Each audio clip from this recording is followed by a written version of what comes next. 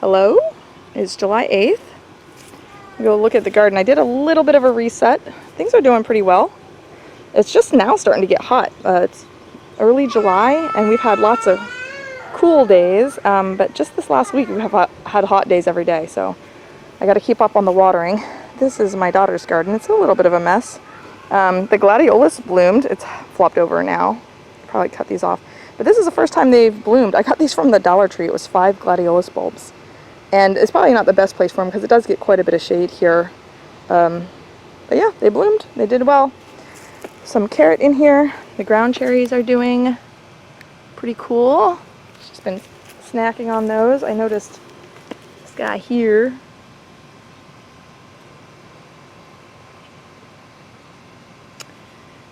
And petunias. I got a lot of petunias over here. They just grew themselves, so it's nice. It's a nice pop of color. I put some tomatoes in here, like this one here. It's not very big. I got some bigger ones over there, but they're already dying. I don't do well with tomatoes. I got a few ground cherries here. They're much smaller, but they're also setting fruit. So Swiss chard. Some Swiss chard here. Nasturtiums. Some more ground cherries. And then there's some random kale plants all through here. I cut all of the seed pods off of this one. I should probably pull this out. But I got all these other seed pods. I got a ton of kale seeds. And I've cleaned up a bunch. I wanted to save some for sprouting, some for the garden. I sprouted some. I did not do a great job keeping them rinsed, so they did mold. Which is kind of a bummer because it was like a whole tablespoon of seeds. It takes a while to collect that many seeds just to have them mold. But I'll try to do a better job when I can focus more attention on it. But then plenty for the garden. So these all kind of came up on their own this spring and they're still doing good. You'll see how big these ones are where they don't have any competition, and then over there I'll show you the same kale where it has a lot of competition. It stayed very small, which is kind of good and kind of bad. Got jalapeno here that's already flowering and starting to set some fruit. This is also jalapeno here. I had some spinach here. I pulled it out because it all bolted. This is another pepper, but because it was kind of hidden in amongst the spinach, it's not quite as big. I put some red Malabar spinach here, which is supposed to do better in the heat. I guess it's technically not even a spinach, but you can use it like spinach, so it's just starting to come up. That's that bed. Over here, some other kale. This is a different kind of kale, and I just put this in the spring, and it's doing okay. There's some peppers here. I put things amongst other things because I don't have a ton of real estate to work with. And then the things weren't coming out as quickly. Like this kale is still doing great, so I'm not going to pull it out. So anyway, that pepper's not getting as much sunlight. Here's a same one. These are the fish peppers I got from Baker Creek. They have the variegated foliage. It's not as variegated as I thought. Maybe as the plant matures. You see a little streak of white cream colored there. And the peppers are supposed to be variegated, so I'll be excited to see those. It does look like there's little buds just starting, so we should get fruit not too long from now. That's a red bell pepper, started from seed way too late. This basil was over on the other side. I moved it because I put in this trellis. I don't know if you saw that in the wide shot. This is one of those cattle panel trellises. And so along this side I put green beans. There's a contender bean, as I think was one of them. No, it was a scarlet runner bean, a pole bean. And then I put, I'll have to see. I got my paper over there. I'll have to look. I think it was, they're both pole beans. This is leaf cabbage, kale, I think. I don't know. I think I said that in all the other videos. I don't know if it's kale. It said leaf cabbage on the package, but it was listed as a kale. There's some random Swiss chards here that never really got big.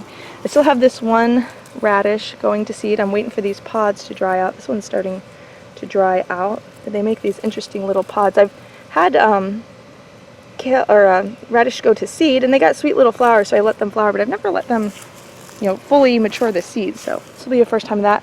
Save them for the garden, also try to sprout some. So here's another look. This kale is just starting to get some damage. There, I picked off some green caterpillars. Like here's one right here. Cabbage moth caterpillars. This was covered, there he is. This was covered by the cilantro that was going to seed, so it kind of was shaded. I just pulled it out a couple days ago, so it doesn't look like it's wilting in the heat of the day, so that's good. Maybe it'll really take off now. It's doing well. There's another red bell pepper. Again, it was all shaded. There was giant cilantros here. They were like bushes. Let's see what the other bean was that I put in here. Oh yeah, Roma 2, one of my favorite beans. So that's all there. Here I pulled out, there was some lettuce that was totally bitter, wasn't going to use it.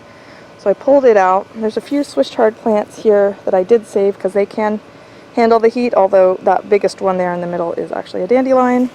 Some more kale going to seed. I had these sticks here to try to hold them back because they were shading out these tomatoes I got. And it worked somewhat. I should probably just pull it. There's no way I'm going to use all these kale seeds. I should have pulled them out a long time ago, but I don't know. I can't help myself. This is the other tomato. They were a 4-pack, so these two and then the two over here, black crim. So these two over here have fruit, and they're actually, this one's starting to turn a little reddish, but the plants don't do well. We have a lot of problems because we're high humidity and we get a lot of blight and stuff. So usually the plants grow up, they give you a few tomatoes and then they die. And generally, I don't put too much effort in tomatoes because I can just get, a big box at the farmer's market for relatively cheap for as much effort as it takes. You got to grow the whole plant, and then you got to get it to fruit, and then you got to get it, get something out of it. This year, a little different. Everything's different this year, but I would like to have had more tomatoes. It just didn't happen. These are green beans, bush beans, and they're just starting to flower. These are the contender beans. And I put, there's also yellow wax beans. So some of them are purple and some of them are white. I can't remember which is which, but we'll find out soon enough because these are going to set fruit really soon. Flowering like crazy. These are loofah plants. Started some over by the porch and they never really did well. So I think they weren't getting enough sun.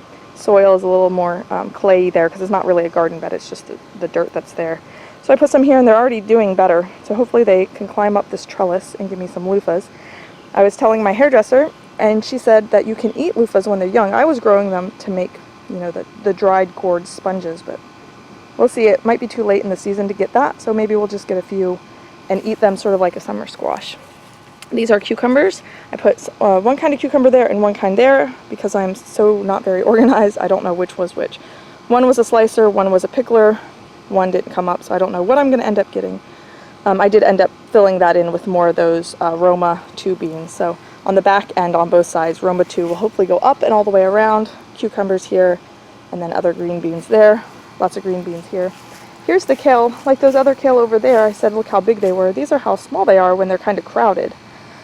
So I don't know, in the end you might get the same amount of kale whether you crowd them or you let them grow big. You just have a lot of little leaves which tend to stay a little more tender, which is nice. But depending on how you use it, it might not even matter if you blend it up in a smoothie or if you just, chop it up and put it in a soup anyway. It doesn't matter if they're big or small. Bigger leaves are easier to harvest, but the smaller leaves, like I said, are tender. You can use them for salad. Really good salad is just to take the kale leaves, a little bit of olive oil and just massage it, and then you can, season it or add whatever you want to it. But it's really good because this time of year I can't grow lettuce because it's too hot for lettuce, but I can still have sort of a salad green. There's some marigolds all in amongst here. I did go through, that's what all this is dead kale plants. I did try to thin a little bit, but as you can see, I have a hard time pulling up productive plants, even if it will make the other plants more productive. It's just a thing I can't do very easily. There's more radish that has gone to seed. There's some beets in here. I really should pull these beets, but I really, if I pull them out, I probably would just put more beets in because there's not much I can do with such a small space, and I don't want to crowd out the tomatoes, which I'll probably end up pulling the tomatoes out. Here's another pepper plant. I think that must be a jalapeno, or it might be a red bell pepper. It was kind of crowded. I pulled some other things out of here, some other radishes, so it was a little crowded, and now it has more sun. This is probably the biggest marigold that we got. So I had a ton of volunteers, but then I put a bunch of other stuff in. Pretty much all the marigolds in this bed got crowded out. So here we are with just a few, but that's fine. I only need a few. Last year I had way too many, and that's why I ended up with so many volunteers. These are the sugar snap peas. They are obviously done. There was powdery mildew, and then I just let them go, and the pods that are on here, I wanted them to fully mature and dry so I could save some seeds. I probably should just pull them because, like I said, saving seeds does take up a lot of real estate. And so you got to ask yourself, it's worth it to save seeds. You save money buying seeds the next year, but you lose productivity in this year's garden. Sugar snap peas can also be grown for microgreens. So I do like the idea of having a bunch of them for free. But if I'm also thinking long term about food security, then I should be getting the most production out of my garden and canning and freezing what I can grow in these summer months. But it's a balance, like everything in life. These are carrots, and they're doing pretty good considering they're completely shaded. I will pull these peas out eventually and probably put some more pole beans. Yep. Or by the time I pull these out, it might be time for a fall garden. And we'll just put peas in again. I put these squash in here. I had to plant 3 times before I got them to come up. I had older seeds, and I think these are patty pan squash. I wanted a zucchini. There's not a ton of room in here, but eventually a lot of this will be pulled out. Here's some more kale that volunteered. And you can see this is kind of middle-sized because it is crowded, but not as crowded as what was over there. So if your kale seems small, then maybe it needs more room, more water, more nutrients. So I got kind of an array, small, medium, and large of that. This is red Russian kale. Highly recommend, highly recommend. Some more kale. Here's the other kale that had gone to seed. And these pods are fully dry, so you can open them up, see the seeds inside. And you can just let them drop, or you can collect them and save them. This bed is a mess. So asparagus in here, a ton of dill in here. I put some onions in here, and they look like they've flopped over, so I might pull them out. I pulled a few out, and they were just small, like the size of a gumball. But I'll use them. And then there was also some garlic in here. There's one here, and I pulled some garlic up. So they're kind of small, but pretty big compared to what they would have been if I didn't pull them apart. So this was, there's a bug on my hand. This was a this was a garlic bulb that was left in another garden, and it sprouted up a bunch of shoots, and I took it apart and separated it and put it all through here. But yeah, it's like a jungle trying to find what you want. The other side of the garden, it's a little in-ground garden, and it's overrun by weeds. But it's hard to get to the hardware store and get some mulch to take care of it. So we're just doing the best we can. Might have to just run through here with a tiller next year or lay down some plastic or something. But here's a fig. It all died back, but it came back, as you can see, marvelously. Raspberries didn't do great this year. As you can see, they're overrun with weeds. Hops are doing good. Bees are doing okay. They're kind of giving us fits and starts. Had a swarm that we captured, which was awesome, to replace one hive that didn't take off this year. And then this one that was doing well, not showing so much brood. So we'll see. We'll see what we end up with. Lots of grapes. Got Concord grapes here and some up by the house too. A peppermint here. I just put this in. It was a small plant. Of course it's taken off. I just turned these guys around. They were going out. And then this guy I just now sees going out. So turn it around, send it right back into the pot. I just pulled a bunch off of this to dry for some tea. Another fig bush here with some figs on it. Oop! Lots of figs. The only fig that doesn't have fruit on it so far is the one that was mine. It was the smallest one. There's a lot of volunteer tomatoes here in my garden, or my husband's garden. He's got his long beans going up these poles. He's got ground cherries. He's got beets. And I did put some jalapenos in here too. And they have flowers. We should get jalapenos soon. Another one here.